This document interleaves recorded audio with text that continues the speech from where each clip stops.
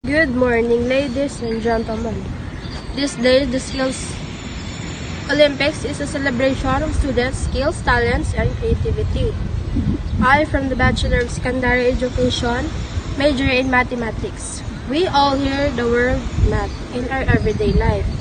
When we say math, we think that math is all about numbers. But not just than that. Math is not just numbers. Math majors exist in various fields. During our university PE Day, we showcase our talents. Showcasing our talents helps us build confidence and self-esteem.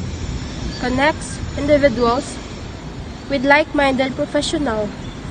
Encourages others to develop their skills and fosters a sense of community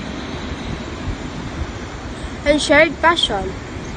We, as math majors, we exist not in just numbers. We also exist in various fields with each skill contributing to a brighter future for our community. The Olympics aim to be filled with learning, inspiration, and unforgettable, and to our participants, give it your best. Enjoy the experience, enjoy the day, and know that your talent and commitment make us all proud. Good luck to all, and may the day be filled with learning, inspiration, and unforgettable moments once again. Thank you.